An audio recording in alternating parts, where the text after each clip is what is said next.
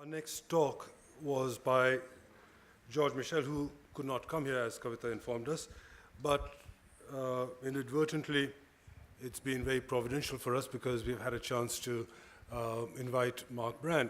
You have to appreciate the fact that when George could not come, when he introduced us to Mark Brand, he said that no matter that I can't come, much of the work that I have on NAURAS comes from Mark Brand. So we said, well, in which case it's our pleasure indeed to have him.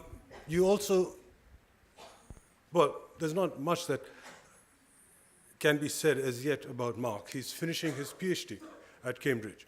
It's a work that he's been at for some time, and like most research scholars, he's had to also be employed, and that you have to appreciate that as a cultural historian, he's also an investment banker, I believe. So that must lead to a quick completion of the dissertation, I hope. But Mark and Mark's work and his generation actually brings me to something else that I noticed about today's sessions. You have to also appreciate the fact that all the speakers today belong to roughly the same generation. And it's often the case that it's young scholars that actually set or blaze a path into new scholarship. And in that context, it's just wonderful to have you, Mark, here with us today. And he's going to speak to us on the city, NAURASPUR.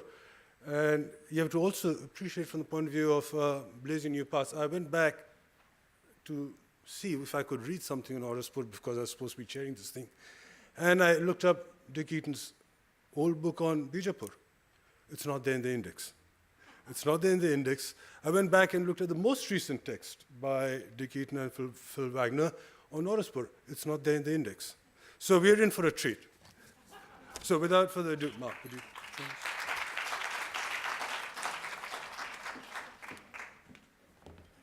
Thank you very much indeed for that warm welcome. I must confess that today's talk was put together in the last week or so when sadly George couldn't join us. The main effect of that having been that I haven't been able to garner a couple of images I very much would have liked to have shared with you all. So you'll please forgive me if at points I lapse into some description where the graphics fail us. What I want to speak about today, and I'm very grateful to Deborah Hutton for setting the background so adeptly, regards largely the paucity of material for the historic and artistic production conditions of the Deccan and of Bijapur, especially as a sultanate, between 1490 and 1686. But more specifically regards how we view all of the Deccan sultanates, and Bijapur in particular, as sultanate states post-caliphate, by which I mean with the demise of the Abbasid Caliphate in 1517, when the Ottoman conquest of Cairo extinguished the hostage titular caliph, the Islamic world, and this is not to say that things in the Indic world weren't equally volatile, was thrown into disarray. And it would be common to look at the great scholarship that has been done across the empires that Kavita mentioned in her introduction, the Safavid, Mughal and Ottoman empires, where the likes of Susan Babaye on the Safavids, Ebba Koch on the Mughals, and Guru Nishipolu on the Ottomans, have managed to garner evidence of which Deccanists would be extremely jealous to have a small part of that evidence base in order to reconstruct not just the art history, the provenance, the atelier, but also to reconstruct settings for kingship. Literally, gesture, dress, deportment, thrones, rooms of courtiers, rituals, their place within the city, within the urban landscape, their relationship to rituals of every kind. And even at this most basic level, the scholarship on Deccan cities, including Bijapur, despite the fantastic work done over especially the last 25 years or so by an increasingly committed bunch of Deccanists, remains in its infancy. And therefore I'm going to be slightly cavalier in laying out some of my thoughts around NAURASPUR and NAURAS and their meaning in constituting the ADIL Shahi state, that was the Sultanate of Bijapur, under Ibrahim Adil Shah II. So I hope you'll bear with me, and that the experts in the room where I have been too quick to gloss over any detail will take me to task afterwards. So looking at NAURASPUR itself, what is immediately striking, and this is a Google Earth image of NAURASPUR on the left, and a 19th century map of NAURASPUR from Henry Cousins' work on the right, is the highly configured nature of the city. It's effectively a concentric arrangement. So if you take a look in the red boxes there, I've highlighted an enclosure which Deborah alluded to earlier, which is the Nauras Mahal and its 9-sided configured enclosure, which sits, as you can see, at the very center of this roughly circular, although slightly configured, almost potentially 9-sided in itself, urban walls. Thinking of the theories of the likes of Mehrdad Shakui and several others who have looked very carefully at urban planning in Iran and in India, concentric cities, after the arrival of the Sultanate in most of India, and especially in the Deccan, concentric cities, i.e. where some sort of ritual kingship exists with a temple palace or mosque palace arrangement at the heart of the city, are really rather unusual. This is attributed to various things by various scholars, but often to the need for sheer brute force by sultanates who represent a majority in cavalry or military power terms, but a minority in terms of actual numbers within the population. And therefore we see in India, as in Iran, citadels and royal residences moving to the periphery and the edge of cities and not existing in the center. It would be fair to say that in terms of so clearly configured, i.e. a fully walled city, not an open one, with a fully configured central enclosure, NAURASPUR is almost, and I await the audience's reaction, unique at this point in the 1590s in India in being constructed in such concentric configuration. And that's just a closer view of this 9-sided, looking north, this 9-sided enclosure with the Nauras Mahal Palace in the middle. You might just notice there's a major gateway on the eastern side, about 2/3 of the way up, and some other structures which haven't been identified. And at the southern end, there's a small rectangular enclosure with another hyperstyle hall, one of these large arched halls with a large portico that is effectively a reduced scale replica of the Nauras Mahal itself. And we saw this image earlier, and all I'd highlight here are two things. One is that, to describe it clearly, that ogee broad central arch, which rises the full height of the building, encloses a portico, which is also the full height of the building, behind which, though now lost, because the structures here are skeletal, were 2 to 3 stories, usually a mix of masonry and wooden construction with private apartments. So leaving a sort of stage dais on the ground floor raised above this portico as some sort of framed throne audience for the ruler. And I suppose of similar note is the water tank in front of the palace, which is not a one-off. Whereas we'll see some other images, the water tanks aren't present. The historical evidence suggests that all of these palaces had similar sized water tanks before them, which is no mean feat when considering that this is a semi-arid area. And one of the things I would highlight, although I can't go into any detail on it, Deborah alluded to it, is the significant feats of engineering, often inspired by Iranian technology, in moving water very large distances to make these urban forms possible. And therefore, effectively, the power of being able to display massive tanks of water in front of audience halls, which may not mean so much to us today, but in an area blighted by famine and by drought on a regular basis, this was an extreme, I think, invocation of power. And this is the same structure from the side, showing again those 9 sides. Just something to note is that the gates in each side of the enclosure have a similar ogee arch, which you'll rapidly realize is a bit of a theme in Bijapuri architecture of this period.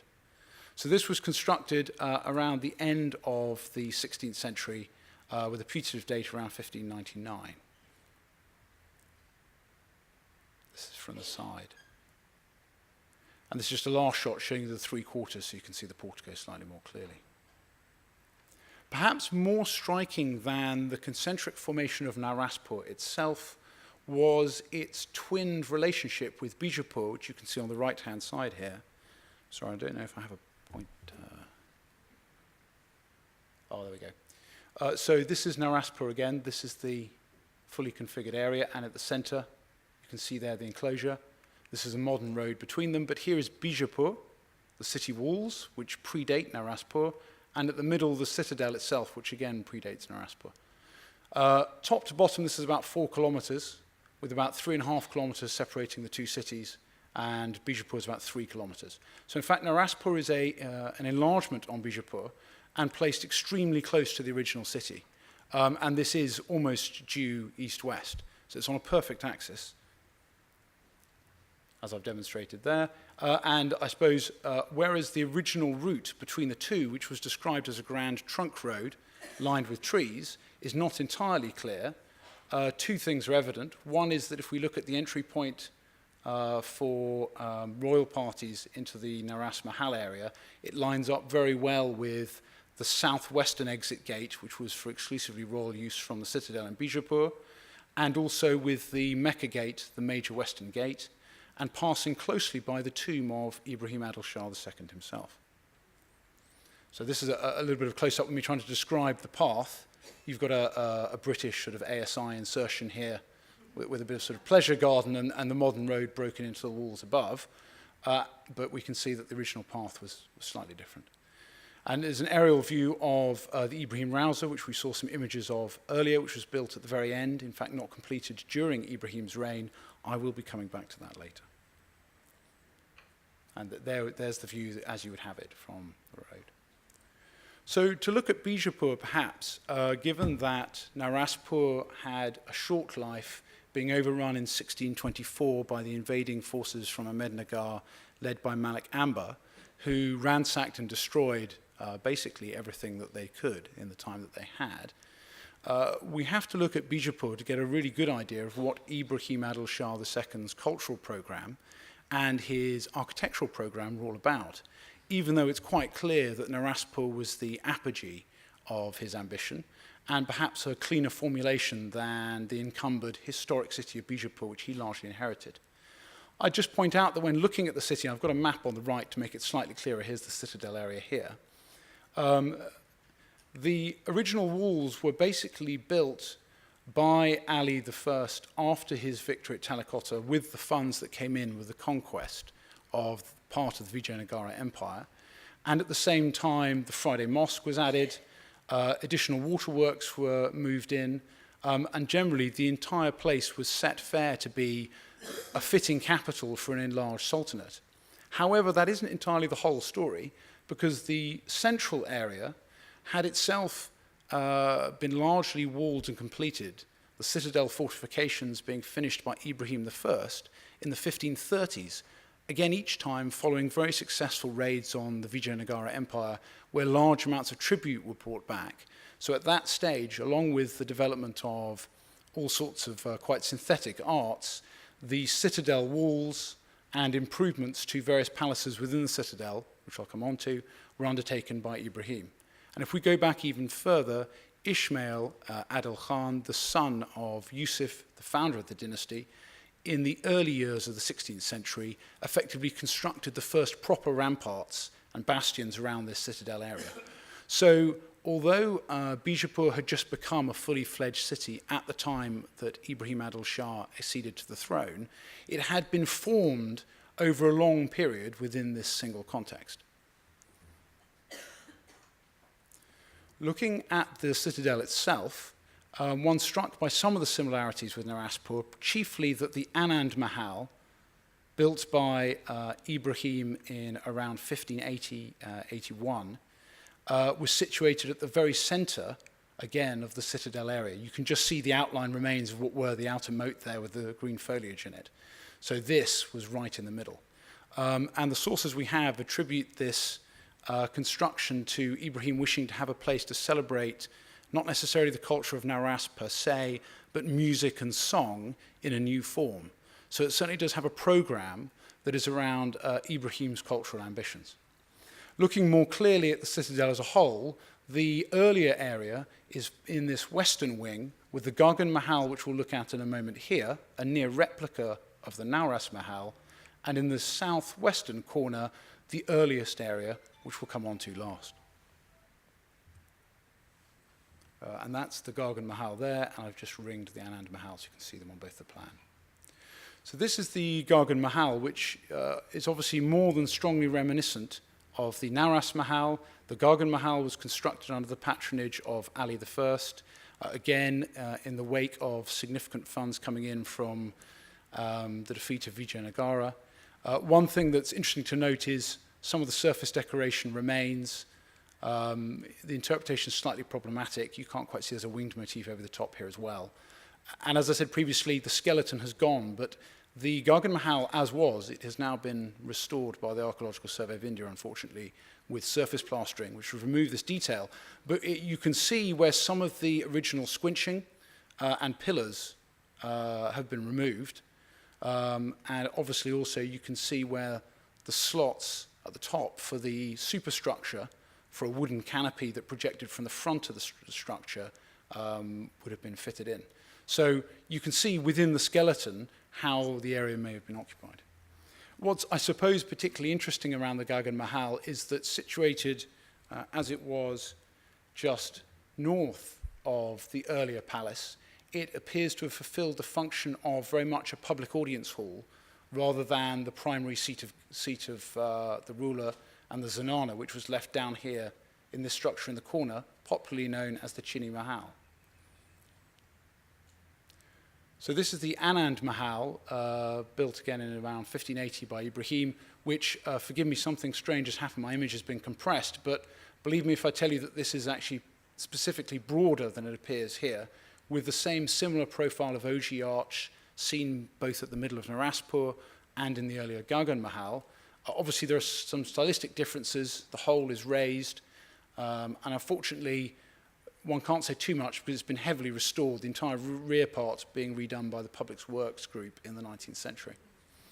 But what you can see very clearly is the importance of this tripartite facade with a broad ogee arch rising a double story, masonry in the rear in this case, with these slender arches either side.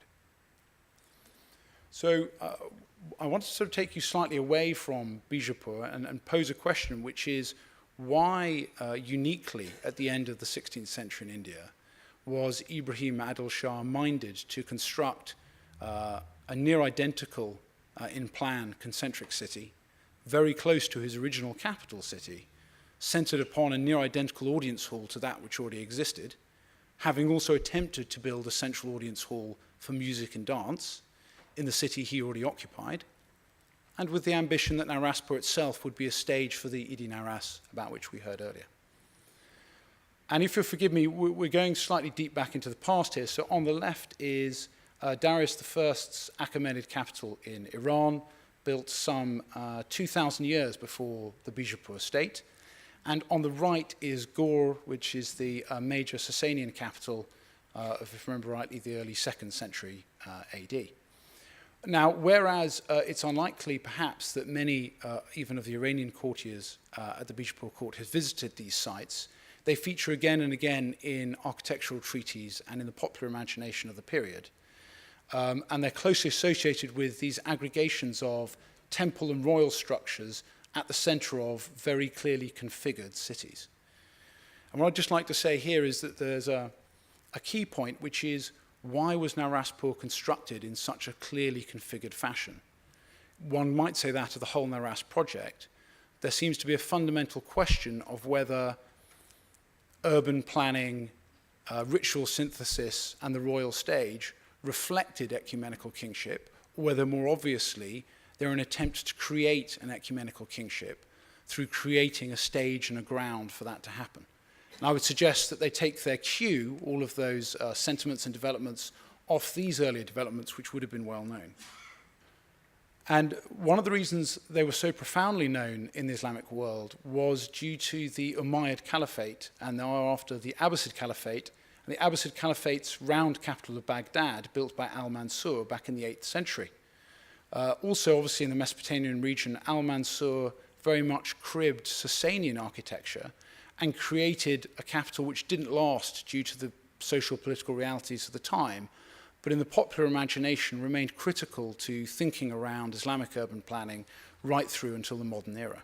And I think this is a very powerful exemplar, particularly because at the middle was an abbreviated palace and a mosque structure, symbolizing the role of the caliph as the successor to the prophet, with a throne hall on the same axis as the Qibla axis towards Mecca, therefore on the axis of prayer, being an extremely explicit realization of royal divine mediation, if you will. And one of the key questions is why rulers feel the need to create such explicit settings to state their spiritual authority. And I suppose the main answer given in studies across the Islamic world is that with the fall of the caliphate being the rightful successors to the prophet, sultans were upstarts who came to power through military means, who lacked spiritual charisma, and who lacked the scholastic knowledge of the Islamic community at large, and therefore were highly vulnerable to regime change in any sense. And there's an interesting parallel in early medieval India.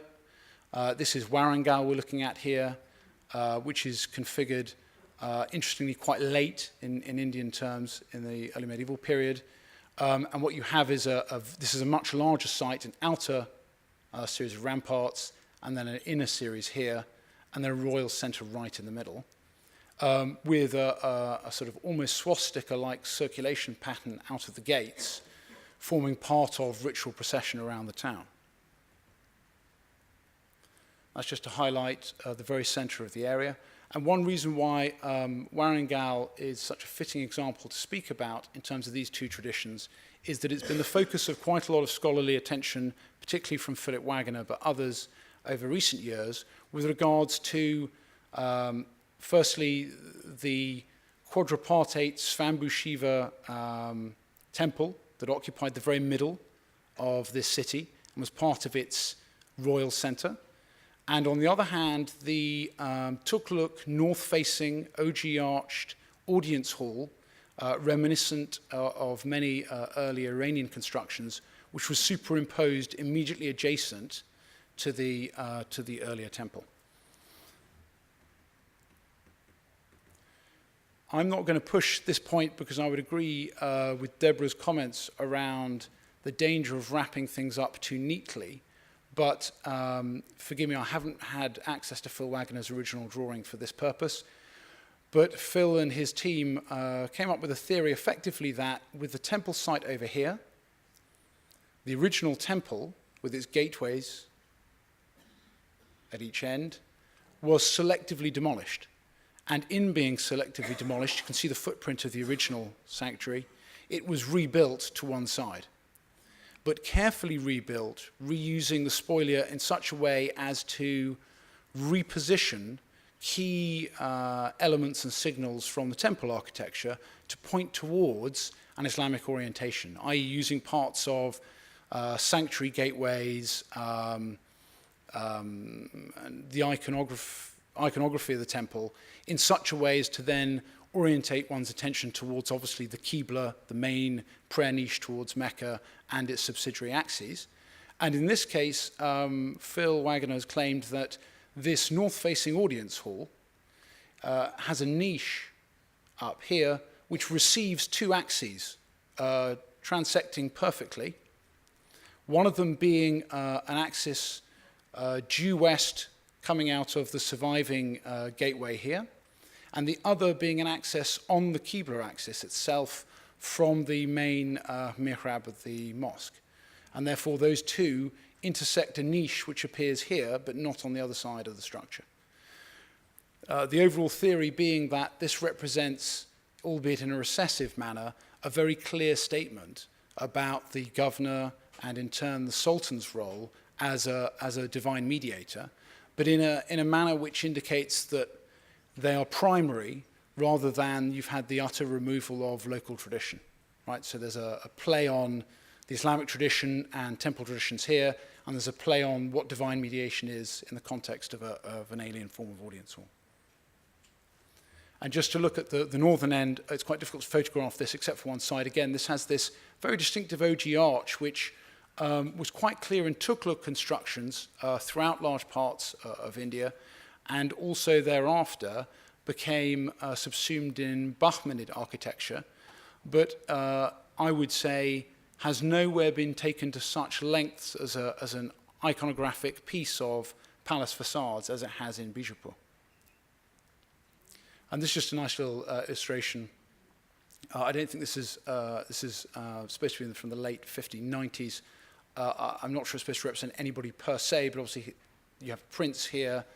You have a Veena holding, saffron wearing individual here, but not a yogini. And you have this very nice tripartite facade with this visual play where the throne comes out, the central throne hall in gold, but with this ogee arch very, very clearly described. And then there's an upper register, which will be interesting in a later context. So there being a fundamental problem in the period, especially for the Adil Shahis, who I don't think we've commented, claimed patronage in the sense of a heritage from the line of the Prophet, which was part of the declaration of Shi'ism undertaken by Yusuf Adil Khan, and also through Farishta's writings, claimed a link to the Ottoman Sultanate, and therefore ideally the Caliphate at the same time. Given that Yusuf Adil Khan, the founder of the Adil Shahi dynasty, usurped Bijapur, of which he was the governor at the collapse of the Bahmanid Empire, and given that the title Shah was not used entirely consistently until the reign of Ibrahim I, who I mentioned in the 1530s, you can see that actually Bijapur, for all of its scale, felt like a very insecure and somewhat volatile state. That brings us on to Ibrahim Adil Shah himself, who's pictured here. I should mention this is, as I understand it, in the Goenka collection and is thought to date from the 1590s. I mean, it's interesting in several ways, as per one of Deborah's earlier comments, not only because a tambour is present in other musical instruments, and not only because there's an interestingly cosmopolitan mix of courtiers involved in the music making, and some other details, but again, because of this very broad ogee arch. And this is, in addition, this platform, which suggests very much some form of royal audience, albeit that the setting is musical rather than formal court ceremonial in the typical sense. This brings us on to the question of, I suppose, an age and a state where, if you look carefully at the Deccan, the late Omar Khalidi described it very well when he spoke about the importance of the bipartisan adulation of Ali in the Deccan. The Muslim population was in a far smaller minority. And unlike, of course, the Mughal and Safavid empires, who in the late 16th century became effectively a single strand, either one was part of the state Shia cult in Safavid Iran, or one was at least a conforming Sunni in some sense in the Mughal Empire, Bijapur and the other Deccan sultanates had a mix of both Shiism and Sunnism, which was unparalleled elsewhere. Indeed, we don't have time to relate, but almost every ruler seemed to have changed at least their formal allegiance, turn by turn, between Shiism and Sunnism, and this might perhaps be best understood as a careful interplay between veneration for the family of the Prophet and balancing the interests, obviously, of the important Iranian contingent at court and Afghan and other local elements. So in this context, it's perhaps surprising to me that Ibrahim should have chosen as one of his titles, if only, Jagat Guru, and have become so interested in Saraswati and this synthetic, musical, poetical cult of Nauras. But there's an element which underlies all of this, and what we're looking at here is a north-facing arch at the Dargah of Banda Nawaz, or Jesu Daraz, the Shishti saint buried in Gulbarga. And as per Karl Ernst's comments on this, if one looks at the medieval Deccan, it appears to be divided into, and it's not unique to the Deccan, vilayats whereby there are sort of territories, spiritual territories, and also political territories. And those spiritual territories being effectively the catchment area, the basin of those who pay homage and take pilgrimage to the shrines of very notable Sufi saints, who by having exemplary aesthetic lives and offering a a divine blessing in a very simple form, comprehensible to Muslims, non-Muslims, but basically the large agrarian population and the masses, accrued significant power and wealth and very important political meaning in the period. In the case of Jesu-Duraz, he became central to Bahmanid constructs of patronage and mystical mediation. And thereafter, after the permanent capture of Gulbarga by the Adil Shahis in the early mid-16th century, it became a mainstay of Adil Shahi patronage of popular faith. And this arch here is located in a side courtyard, just off where the main tombs are. This bangla here is, as I understand it, inserted during the Nizamate period. It's not clear what the origins are of the lower register here and how they relate to the rest of the structure. And it doesn't appear that there was anything, at least nothing unless it was timber, on the back of this large arch in the courtyard. It's notable that it's north-facing and also that this arch backs onto the major water body that then leads on to the citadel at Gulbarga, that Helen Filon has identified very closely both with political power and spiritual blessing as a sort of mode of transmission between these two areas. And so the idea of this large arch as a gateway to that is, I think, quite compelling. In the more recent context, while we can't date the arch to Ibrahim II's reign, my personal feeling is it could date any time between Ismail Adil Khan and Ibrahim II himself. We can date some of the subsidiary structures, which include a library and a mosque, which were patronized by the vizier of Muhammad Adil Shah in the 1630s and 40s, which added to the charitable functions of this area, which are otherwise associated in some senses with Bund Sama and spiritual dance performance in a Sufi context. So it's quite clear that, as mentioned earlier, Ibrahim's major interests were, to be honest, a continuum of those structures of power and faith which had been common to sultanates in the Deccan for some hundreds of years before him. If we look at the importance of water as a theme, this is the Taj Baoli in Bijapur. It's at the western end of the city. It's a vast tank of water made possible by the irrigation works of Ali I in the 1560s and 70s. And again, you'll notice that the arch is chosen as the main procession into the area. Again, it's north-facing. And I think there's a very important relationship here which needs to be explored further regarding water and power, and obviously beneficence and blessing in the Deccan. And that's it from the north looking back. So if we come back to the citadel at Bijapur, where we've had the Gargan Mahal, we know that we have this palace of dance, in effect, erected at the very start of Ibrahim Adil Shah's reign, not even quite out of his minority. And then we know that water is very important with moats around the citadel. What I'd like to do is take a look at this area here, down in the southwestern corner, and propose a manner in which that will help us understand some of the identity of Nauras and its formation, not so much as a romantic metaphysical exercise, but as a political, popular faith and effectively general cultural exercise, which is a bit more organic than the genius of one man. So there are three particular areas I'd like to look at. The first is what is now called a Narsoba Wadi temple, which is in fact a pair of slippers, padukas, of Narasimha Saraswati, the Dattatreya saint, who is the major saint of the Deccan from the mid-14th century. I'll come on to him.